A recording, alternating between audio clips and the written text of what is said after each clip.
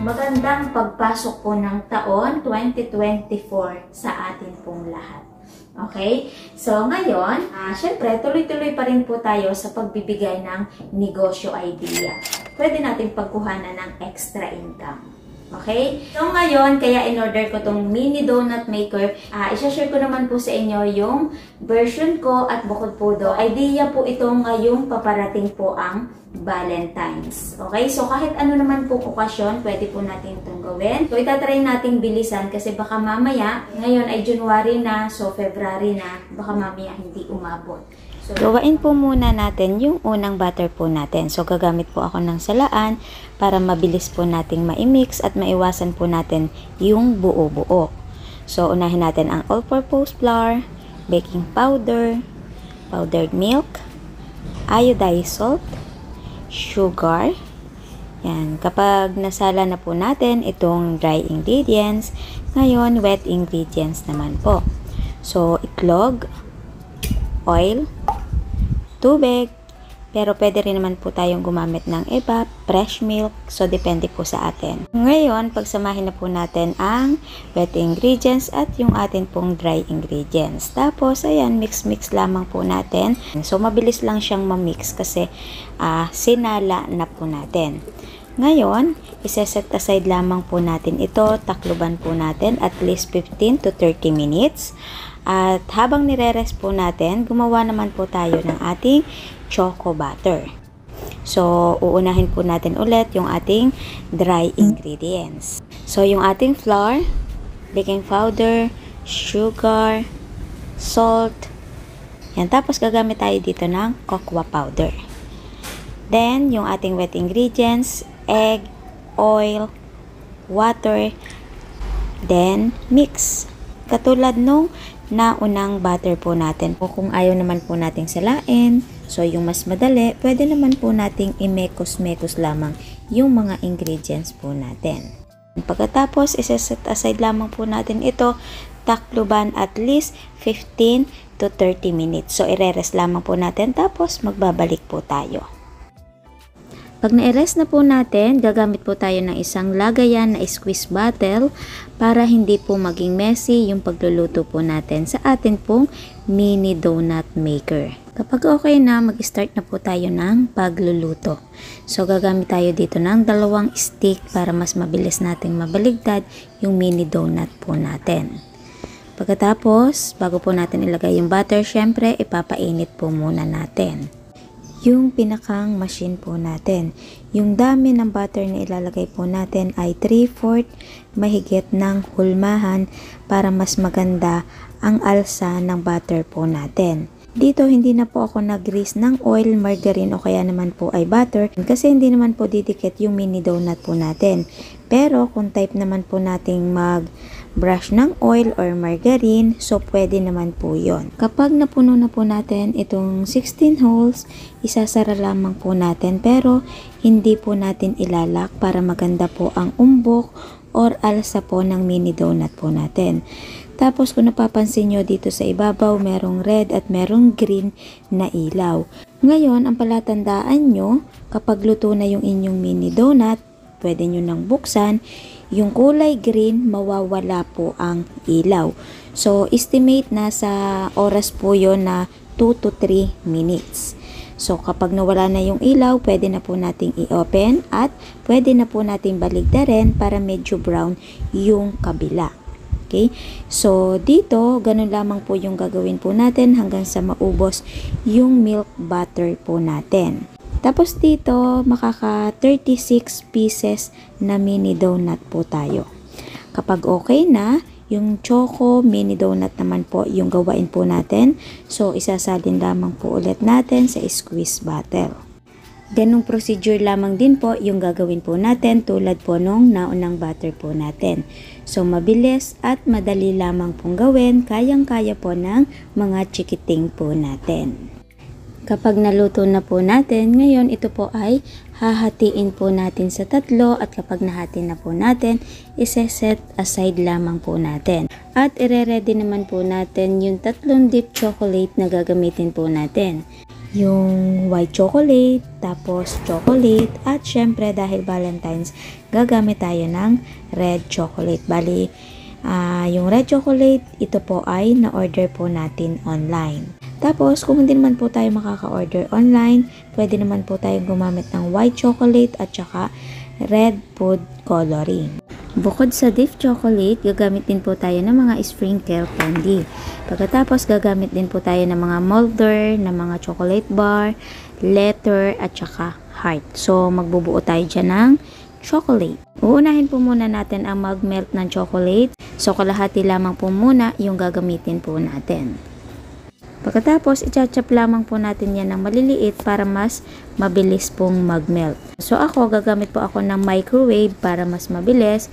Pero kung wala naman po tayong microwave, pwede naman po tayong gumamit ng double boiler.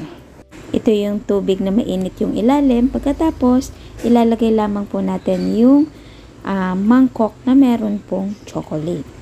So, ang gagawin ko dito, kapag medyo tumitigas na yung ating chocolate, ipapatong ko lang siya sa mainit na tubig. So, ngayon, magmo-mold na po tayo. So, unahin na po natin yung heart. Hindi ko po siya pupunuin kasi medyo malalim. Pagkatapos, yung bar chocolate natin at Happy Valentine's letter. Pagkatapos po nito, patitigasin lamang po natin yung mga chocolate po natin.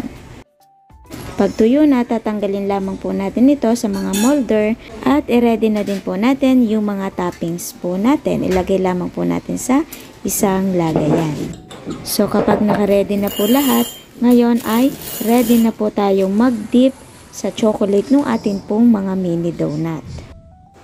Unahin po natin itong ating milk chocolate at gagamit po tayo dito ng stick para hindi po ganun ka-messy.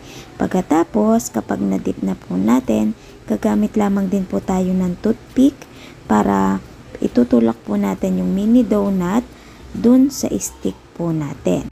Ganun lamang po yung gagawin po natin hanggang sa ma-dip yung lahat ng ating pong mini donut na nasa mangkok. At bago nga po pala tumigas yung ating milk chocolate, kailangan nakapaglagay na po tayo ng ating toppings para nakadikit yung ilalagay po natin. Sa pagdidesign naman po, nakadepende naman po yun sa atin, basta yung sa tingin po natin ay maganda or kaaya-ayang tingnan.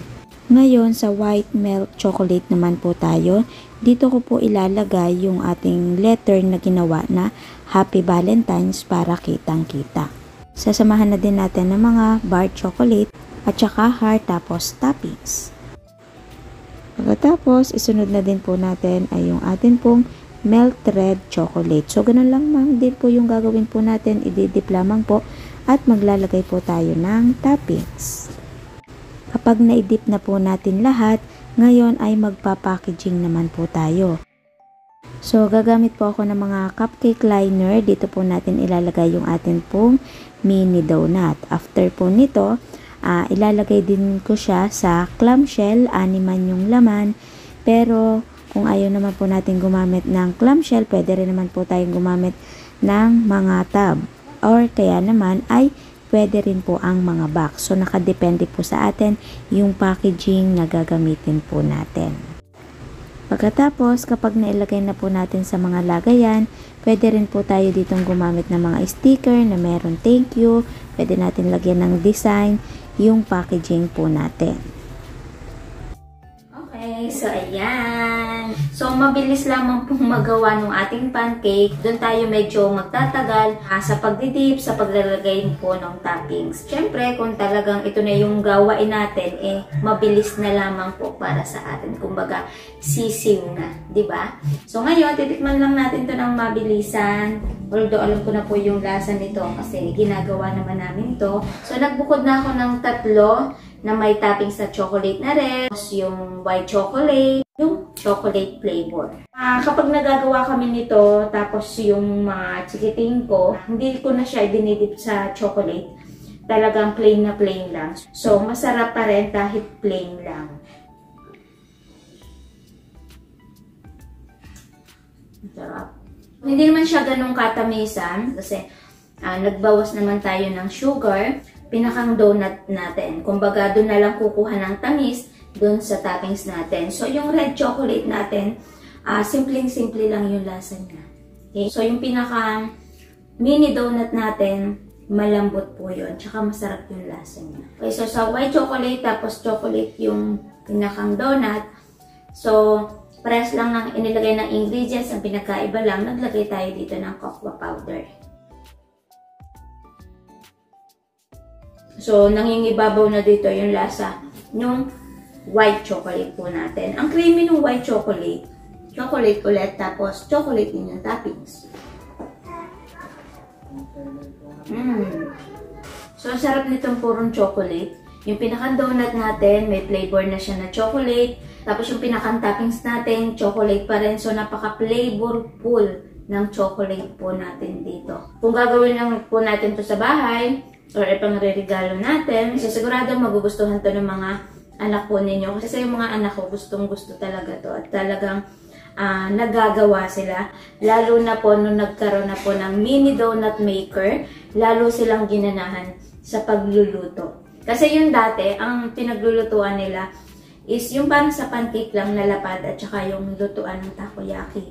So ngayon, mas sinipag silang magluto ng merienda kapag nagke-crave sila kasi gawa po nung ating mini donut maker na na-order po natin online. Diba? Ang sarap lang panoodin kasi tuwang-tuwa sila sa pagluluto, tapos talagang banding-banding. Diba?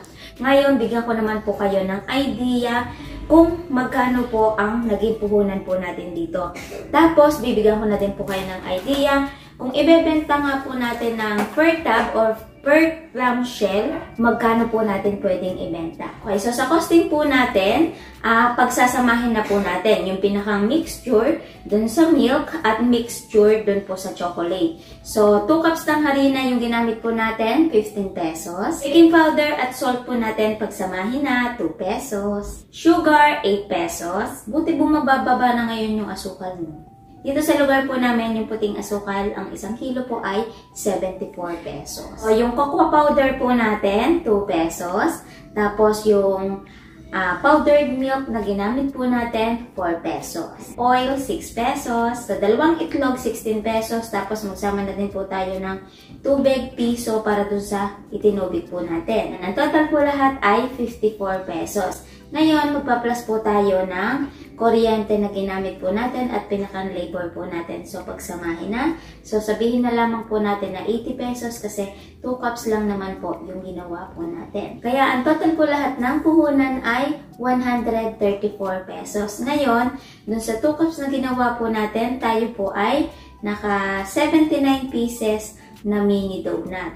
Ngayon, i-divide po natin sa puhunan at may puhunan po na 1.69 po kada isang mini donut. Ngayon, yung pinakang toppings naman po, yung tuusin po natin. So, pagsasama-samahin na po ulit natin. So, sa white chocolate, 42 pesos. Bali, kalahati ng 1/4 po yung nagamit po natin. Yung pinakang chocolate po natin, 42 pesos din. So, sa red chocolate natin, 220 pesos po ang 500 grams. Nakagamit po tayo ng 200 grams. Nagkakahalaga siya ng 88 pesos.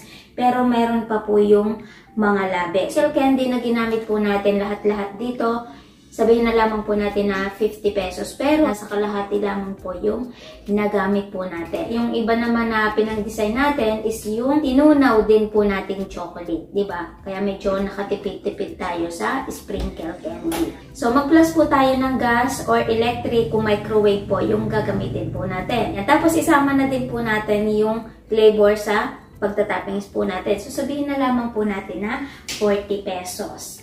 Kaya, ang total ay 262 pesos. I-divide po natin ulit sa 79 pieces na nilagyan natin ng toppings. So, ang kalalabasan po ng 3.31 po ang puhunan sa itinappings po natin. Magkakaiba-iba lamang po yung pinakang costing po natin kasi hindi naman natin masasabi na pare-parehas yung presyo na mabibili po natin at pare-parehas yung itatoppings po natin. Okay? Tuusin na po natin kung magkano po ang puhunan kada isang mini donut. Pag-plusin po natin. Kung may puhunan po ng 5 pesos kada isang mini donut na meron na pong toppings. Ngayon, ang tuusin na po natin ay kung magkano po ang puhunan kada isang clamshell. So, kada isang donut may puhunan po na 5 pesos. So, may 6 na laman. I-times 6 po natin. So, ang kalalabasan po nun, 30 pesos. Tapos, gumamit po tayo ng cupcake liner. Nagkakahalaga siya ng 0.78. Medyo mamahalin po yung ginamit natin. Foil po ito. Pero kung halimbawa, ordinary yung paper, mas mura po yun. Okay? So, kapag itimes 6 po natin yun, na ginamit po natin, 4.68. Pero sabihin na po natin na 5 pesos. Sa clamshell po natin, bali ito po ay nabili ko sa palengke, 7 pesos.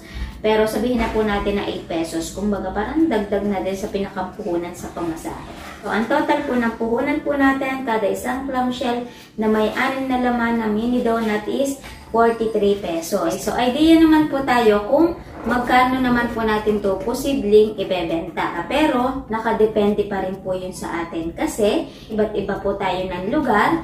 Tapos, yung nabibili po natin, magkakaiba din po yung presyo. So, bibigyan ko lamang po kayo ng idea po dito. So, pwede po natin itong ibenta ng 60, 70 to 80 pesos. Para sa akin, pwede na siyang ibenta ng 60 pesos sa mabilisan. Ang kagandahan po noon, mabilis babalik yung pinakang-puhunan po natin at yung pinakang tubo po natin. So, kung ibebenta po natin ng 60 pesos, pag minus yung puhunan, so, posible po tayong tumubo ng 17 pesos po kada isang clamshell. Ngayon, tayo po ay naka 79 pieces. At kapag inilagay po lahat natin yun sa tab na tiga-6 ang laman, so makaka 13 tab or 13 na clamshell po tayo. Kapag itinames po natin yun sa 13, posible po tayong tumubo ng 221 pesos. So, imagine. So, halimbawa na lamang po, ngayon paparating po ang Valentine's, nakapagpa-order po tayo at 1 kilo po yung ginawa po natin. Sa 1 kilo, makaka-4 na gawa po tayo sa dami ng ginawa po natin, yung 2 cups na harina. So, kapag itinames po natin yun sa 4, posible po tayong tumubo ng 880 pesos sa 1 kilo. So, estimate po yun at depende po yun sa pagkakabenta po natin at naging puhunan po natin. Okay? So, ngayon, hindi ko na po ito patatagalin pa kasi mag-e-edit pa po tayo para umabot po ngayong Valentine's. Okay? So, kita-kits na lang po ulit sa next video po natin. So, sa mga negosyo idea po natin. Okay? Bye!